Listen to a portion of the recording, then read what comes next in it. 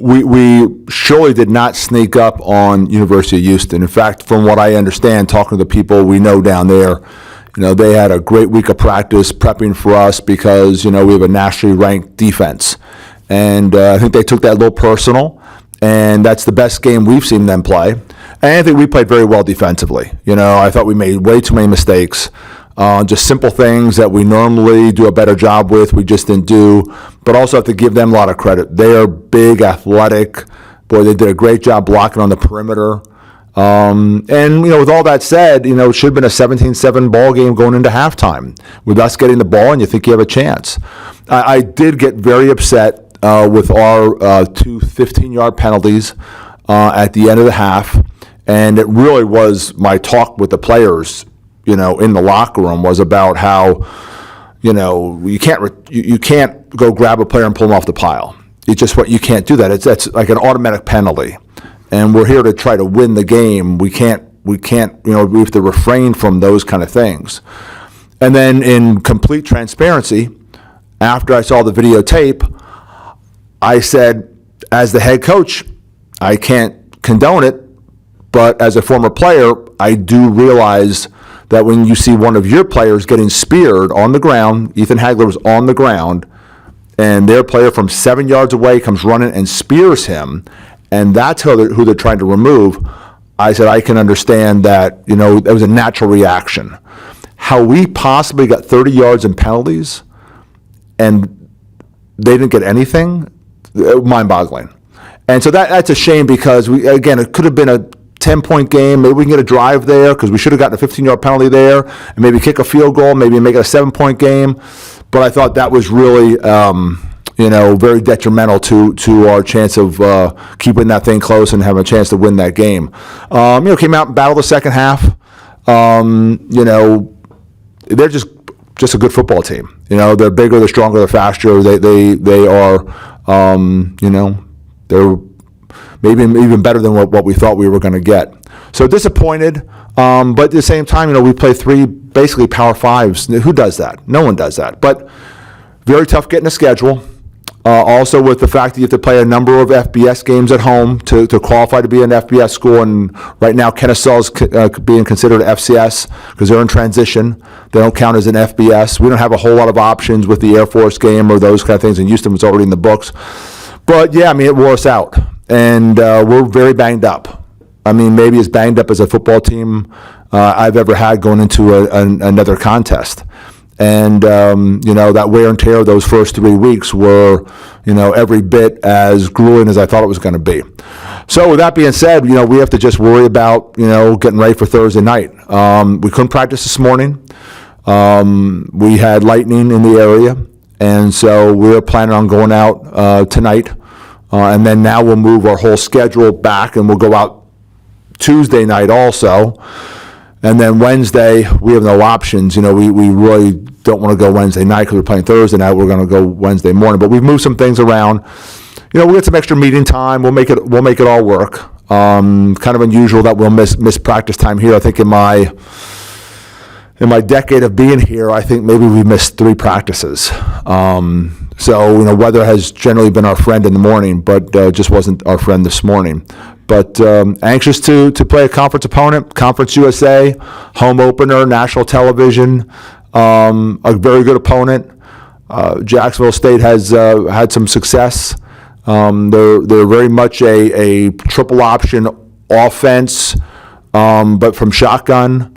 Quarterback throws the ball well enough, but boy, just really athletic, has the kind of speed that you would see from the quarterback at Air Force. And they play really good defense. They actually shut out, it was Eastern Michigan last weekend. So, glad we have them at home. Nice to get into Bowers. Hopefully we'll have a nice home crowd come out to see the first FBS home game in the history of the program. And, hopefully we can, get enough healthy bodies out there to put a good show on. Questions? All right, we'll go ahead and go to questions. Reminder, guys, just use the hand raise feature if you have a question for Coach. And we will start with Carlos. Coach, right out of the gate in the game against Houston, going with the backup in Grant Gunnell. Just talk about the thought process going with him and just your thoughts on how he played. Yeah, I mean, I thought he did a good job, and we'll evaluate. We really wanted to play both, but just, football game's a funny thing. Just sometimes field positioning or what happened the series before or whatever, we end up not doing that. But, Grant did some good things. We need to get some firepower on the offense. Now, it's a little skewed, I believe, because if you look at those defensive lines we've played, I mean, I challenge you, we've never played defensive lines like that, at South Dakota State or North Dakota State or James Madison. I mean, if anything was Power 5, it was those defensive lines, especially last weekend. I thought that was a strength of their team. So it's been difficult to get a read where we are as an offense. We have had some injuries also on the offensive side of the ball. We had some guys leave the game. Ife left the game. Charles Crawford left the game. Zach Herbachik left the game. We lost, during the course of the game, we lost some guys, to some injuries. And again, I think that really hurt the firepower. So I think to us, it's a little bit of a mystery going into, our first conference game that we should be, so-called equal. We should be relative equals in terms of talent. Where the last 3 weekends we were not relative equals. And the great thing is our kids put ourselves in a position in the first 2 of those games to battle and be in the fourth quarter with a chance to win. Just unfortunate last weekend, that turn of events at the end of the half really hurt us. And again, I think it could have been a 7-point ball game if that call would have gone our way instead of 30 yards and penalties against us. But our kids are excited to get in the Conference USA play, and they also know it's going to be a grueling 10 weeks. I mean, if you look what we're doing, we're coming back off of getting in at midnight on Saturday night, and we're back in the facility at noon on Sunday. And now, we're trying to get, Sundays actually, Sunday, Monday, and Tuesday all combined. And so we're trying to, work all this out in terms of a practice schedule and those kind of things. But I think we have a good plan. I think we had a good plan, with that bye week that we did have where we spent some time on Jacksonville State because, again, it's such a short week. You can't game plan in that short a period of time. I think you can get into your kids. So I think we did a good job the week before, during that 3 days we practiced Tuesday, Wednesday, and Thursday, that we really hit Jacksonville State hard, had off Friday, Saturday, came back Sunday, and had an extra day for University of Houston. So I think the plan was good, and hopefully it pays off when we play Thursday night. All right, Tyler. Yeah, Coach, with it being a short week and starting conference play, how much of a relief is it that you are finally at home about, a month into the season? Yeah, absolutely. Our kids love playing here. Traditionally we've always had a lot of success here. Back even before, I was involved with the program, there's been some tremendous win streaks here. I think a 23-game win streak, which I think I was part of that, and then a 21 home game win streak. So, this has been, a good territory for us. Plus, we always love those kind of evening, 6 o'clock-ish games, the sun's kind of right in there on them, and it's, we're still in the shade, and so especially if it's a good hot one. I think that also hurt us on Saturday was just how hot it was. We just don't have the depth that Houston has. And I thought, that was one of the things that you could see us wear down a little bit. Our strength coach does a phenomenal job, but we just don't have enough bodies to compare with what they had in terms of number of people they could turn over. But yeah, we're excited to get a Thursday night game on national television here at Bowers. Colton. Coach, you mentioned, all those guys going down on the offensive side with Ife and Zach. Just what's it going to kind of take to get a spark from some of those guys that may have not seen those reps put a bit on the team and, need to step up and kind of help move the offense? Yeah, again, Cole, I think that's a great question. I don't know where we are offensively. I just don't know. Because again, the competition we've played. Air Force is ranked the number one defense in the country. BYU's gone out and played some pretty good football teams and played them very tough. So I don't know, and so I just don't know where we're at, offensively. And again, I thought the strength of the Houston team was that defensive line. They could go 12 deep. And I also thought their skill kids, were pretty special outside, and they were. The quarterback played well. So, yeah, I mean, we definitely need to get a spark. Noah Smith. I had Noah and I talked today, and I was like, just go play. I think sometimes these guys put all this pressure on themselves. Just go play. So, Noah needs to step up and get some stuff done. And I thought John Gentry ran really hard. John needs to step up and keep on running like that. And, we just have, find a way to get some points. I know that first touchdown felt really good. But again, I don't know where we are offensively just because the people we've played.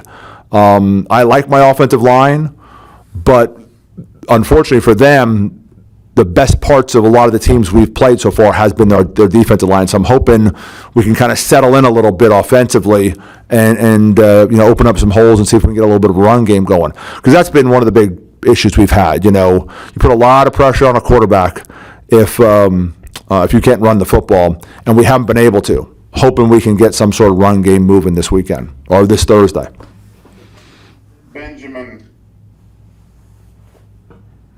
Coach, you mentioned Noah Smith and John Gentry and how big of a role they're going to play. Who are some other guys that might have to step up with some people possibly being out? Yeah, there's a bunch of guys that Jay Rockwell. We got to rely on him. Malik, our transfer from Nimi, slot receiver. He's been doing a little kickoff returning. He's been playing some places. He's going to get in the mix more. We play two tight ends. They got to. So it's going to be a combination. We are not in a situation where we have when we lost Quavez, we thought we lost a guy who's a mismatch out there, and. Since then, it's, we've lost some other pieces of the puzzle, and that's been kind of frustrating. But I still think, we have enough firepower that we can make something happen, but it's going to be more of by committee instead of having that one or two stars, Carlos. Coach, in the game against Houston, your defense gave up 570-plus yards in the ball game, the most obviously you've given up this year. Houston, what we noticed during the broadcast, did a good job getting really a lot of plays out in space. So what adjustments are you going to look to make, especially when you go up against teams that are like that, making plays in space? Yeah, just do a better job running the defense called. I mean, we made a ton of mistakes. I mean, it wasn't, now they did a great job blocking in space. And our guys need to do a better job with block destruction. There's no question about it. But, boy, there's a couple times we're blitzing right into things, and the blitzer didn't go. I mean, and they do a great job with shifts and motions and playing fast. And so sometimes, and I just – we have in the past done a really good job of playing clean, and we did not play clean in that game. And I don't know. We have so many kids from Houston. I didn't know if they were all geeked up to play in that game or what it could be. But when you looked at the tape, you go, that's not the defense I saw the last 2 weeks. And I also think it was a highly motivated Houston team in terms of, they weren't going to sleep on us. They weren't going to sleep on the Bearcats, especially our defense. And I thought they did a great job schematically, shifts, motions, playing fast, getting the ball out in space. And, you make a mistake, boy, they made you pay, and we made some mistakes. That was my biggest disappointment. My biggest disappointment was, a little bit with getting off some blocks, but more than anything, we just didn't play clean. Just too many times, we're in cover two, and we let the receiver release outside, and that we don't do that. You jam them inside, stuff like that. It was those kind of things that, just cost us big play, and then,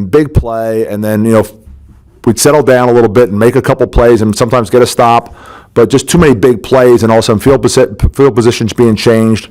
And again, very uncharacteristic, and I'm hoping we got that one out of us, because we need to play clean against these guys, because, boy, they can run the football.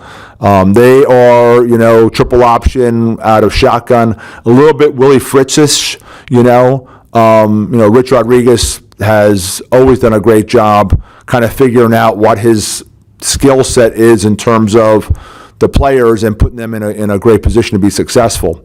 And they should be playing with some confidence. They played well last weekend in a big win over Eastern Michigan. So, I'm just hoping we play cleaner. We play cleaner. I think that's our best chance of having success.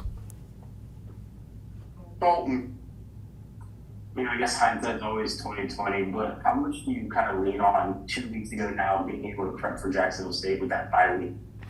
Yeah, I know a lot. I just know we'd be scrambling right now, especially with how fast they play. You had to show our players, and we got some speed going against Houston, and there wasn't enough carryover. Our guys should have been able to play, too many times our guys were turning and looking, and we were having some issues with communication, and it's like, this is stuff we already prepped some time, for Jacksonville State in terms of their speed and how fast they play. And they'll play a lot faster than Houston. Houston usually plays fast after a positive play or a first down or something along that line.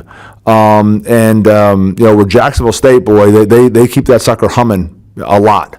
There's no question that the way to prepare, the way to use those 2 weeks was the way we did it, just because, if you don't prepare for Jacksonville State, Sunday you just lose completely with anything about Jacksonville State. And then Monday morning you're practicing and you need to have stuff in ready to go. And you really only have a small package in. So, and then, like I said, then Tuesday's the last real work day, and then Wednesday you're just cleaning stuff up and walk through and those things before you play on Thursday. So it's a unique challenge. I've never had such a short week like this, but I think we've navigated about best we can. Benjamin. Jacksonville State has played both Smothers and Webb quite a bit, almost equally. Does the offense change at all with either quarterback in there? No, not really. No, they're both athletic kids. They both throw the ball well enough, have talented receivers. You're going to see them spread us out and run that quarterback draw. You're going to see them run, outside zone with quarterback counter back. They run a lot of the same stuff with both quarterbacks. So I think it's in their minds whoever they think is the hot hand. Hunter. Coach, talk about the gravity of this moment. It is the first CUSA game for you guys, and what do you think is the most crucial thing to hone in on to be competitive along with the other competitors in this environment? Yeah, I think it's a great conference. I think what you'll see is that there's a 2 or 3 maybe that are at the top of the pile, and then there's the rest of us. And right now with our transition up, we're part of the rest of us. We need to make some hay with those teams that are the rest of us. The Liberties and the Western Kentuckys, those teams, have a pedigree and they've played at a high level and they've been doing this longer, than a lot of us. And so it's, where can we stand in that group of teams that are kind of, all fighting for that, third spot or whatever. And not saying that we're going to take a backseat to Liberty or Western Kentucky. I'm just telling you that it's a very competitive conference. And there's a lot of parity in this conference. And I think you'll see a lot of really close and a lot of really good football games. And again, we don't know what our deficiencies are offensively because we haven't played people like ourselves yet. We've played people that are unlike ourselves. So, there's a little bit mystery with us. And, we got to figure out, where we stand in terms of, our talent level and what kind of things we can do against the people we're playing against. Dalton. We talked about the injuries, but do you foresee any guys playing on a short week? Cole, you cut out there. I missed you. We've talked about the injuries, but do you foresee any of these guys that kind of miss that second half kind of coming back on short week? Yeah, I don't know. The short week definitely hurts you. I think there's a good 2 or 3 players that might not make it back for Thursday. where they would normally make it back for Saturday. So we're obviously not going to tip our hand who those guys might be because we don't know yet. But definitely the short week is something that if you have a real physical game the week before, you feel the effects because some of those guys probably aren't going to make it back by Thursday.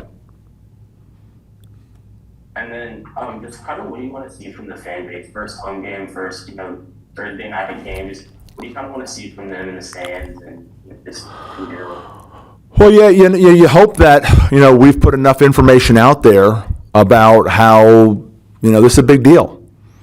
I mean, this was a very thought-out decision to move the FBS, and I think it was an outstanding decision. But, this doesn't work if we don't support the move. And supporting the move is coming out and staying long and cheering us on and understanding that, this program has done historic things the last decade. And now this move to Conference USA is another historic thing that we're doing. And just come out and support it. So, that's what we're hoping. Hope we get a great crowd. We're hoping that, the kids come out and they're loud and cheer us on and show, national television, national audience. Show them what, being a Bearcat's all about and, Sam Houston football. Again, we've been on a national stage for the last decade or so. And, Willie Fritz got this thing going. And I was blessed to be able to take it over. And now it's just we're on to that next big move in this program. And again, I think it's a big deal. Playing opening day, opening conference game for us at home, I think it's a big deal, and we should, come out and support. Hunter. Yeah, Coach, you talked a little bit about the injuries, but, going into Conference USA play, how's the morale looking for this team as, for a fan who's maybe doesn't see what's happening behind closed doors and everything? Is there a boost to the morale going into this Conference USA opener? Well, total transparency. Winning and winning is losing and losing. This is not intramurals. This is not intramurals. So when you lose, it wears you down. And I joked with the players, Friday night that I wanted to thank our trainer, Tristan, so much for working on my back. I said, because for 2 weeks, all I did was people pat me on the back about how we belong. I can't tell you how many text messages I got from alums. We belong. Yeah, but still, we belong, but we've lost those 2 games. And that's just the nature of football because you put so much into it. And it doesn't matter that BYU is supposed to beat you by 30. It doesn't matter. It doesn't matter Air Force is supposed to beat you by 25. It doesn't matter. It doesn't matter that you played them to the end. You still lost those games. And so it's hard. Emotionally, it's really draining on a program when you're, giving everything you got, and you're pouring so much into it, and you don't have success. And for the first time, I saw some of that frustration against U of H. And, now, like I said, I was mistaken with the end of the half, how that all transpired. I had no idea their player spared our player. I had no idea that's why our guys went to pull him off. So, that was a big part of my talk was like, we're doing things that losing teams do. Losing teams don't do that. Winning teams don't do that. Losing teams do that. And again, then I saw the video and I'm like, okay, I understand how you reacted. But, that's kind of been one of my themes is that, we've had a lot of success here. And, we need to, get back on track and enjoy that moment in the locker room where we all can just let loose and dance and just enjoy. It's been a while, with what we did last year in terms of redshirting all the players, and we sort of ran out of players at the end of the season, and now going through playing basically 3 Power 5s in a row. That's been hard. But now we have a chance to play on a little bit more equal footing. And we can't make excuses, we need to find a way to get these wins. So I have a competitive group. They're very determined. I just don't want them to lose their swagger. I don't want them to lose their confidence. That's kind of one of my biggest concerns is that, don't lose that that confidence that this team has always had. Don't lose that swagger this team has always had. Because again, we are 0-3. And, it doesn't matter. You don't like put a little asterisk and say, but look who we played. We were 0-3. So that's kind of the mentality. At the same time, I'm always talking to them about, you take those 24 hours after the game, this week 12 hours because it was such a tight turnaround, and you can suffer, and then we can't suffer anymore. We got to move on. Now it's about trying to play the next opponent, and so that's what we're trying to do. We're trying to let all that behind us and trying to move on and play that next opponent. But quite honestly, it's a lot easier said than done. This is not how we scheduled our introduction to FBS. Is not ideal. It was the only choice we had. It's the only choice we had. I mean, moving into FBS, you only have a limited number of opportunities in terms of, games you can find. And then you have to have, 5 home games that are FBS games, to be considered FBS. And right now, Kennesaw is considered a transition game, so it's FCS. So we were very limited with who we could schedule, and I understand that. But now that's behind us. Now let's take a deep breath and just worry about going 1-0 on Thursday. And then after that, we'll figure it out who the next opponent is. So there's been a lot of, I don't want to say psychology, but there's been a lot of communication with our guys about, how their emotions should be, because this is an emotional game, and my guys put a lot into it. They do, and not having success has been really, really hard because they're used to having success. So yeah, I think that's been one of my real challenges, is to be honest with them, but at the same time saying, we got to let this go, and now we need to move forward. And we have a great opportunity Thursday night. Let's just worry about that. Let's not worry about anything, that happened before that.